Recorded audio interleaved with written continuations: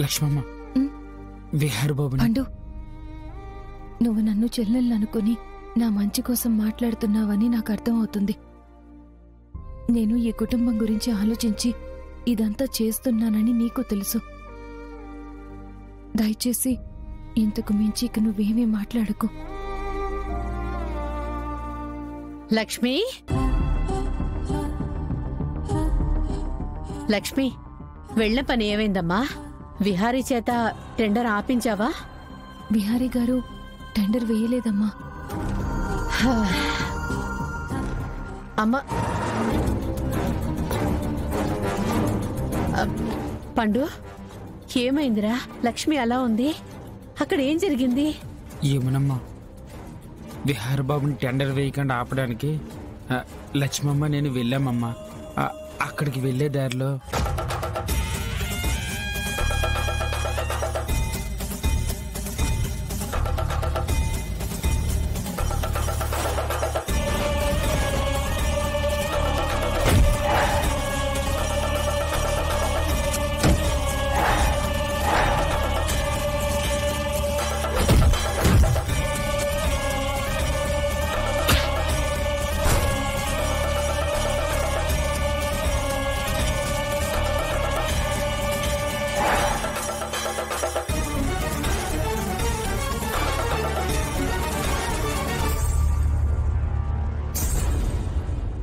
ఇదమ్మా జరిగింది.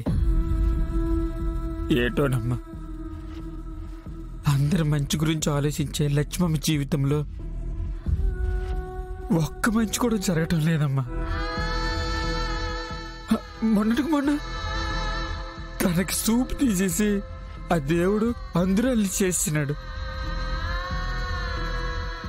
ఆ తర్వాత ఏడు జరిగిందో మీకు తెలుసు. ఏటోనమ్మా, లక్ష్మమ్మ మీద అంత కక్ష పెట్టుకున్నాడు దేవుడు. లేకపోతే అంత పాపం, అంత అన్యాయం ఏటి చేసిందా పిచ్చి తల్లి? సేవకు కూడా అపకారం చేయదు కదమ్మా. అందరి మంచి కోరుకునే వాళ్ల మీద ఆ దేవుడు కక్ష కడతాడేమోరా, లేకపోతే మంచి వాళ్ల తలరాతని ఇలా అచ్చ తప్పులతో రాస్తాడేమో. ఊపిరి సలుపుకోకుండా ఇలా కష్టాలని ఇస్తాడేమో. లక్ష్మిని ఎలా ఓదార్చాలో, ఏం చెయ్యాలో కూడా పాలుపోవడం లేదు.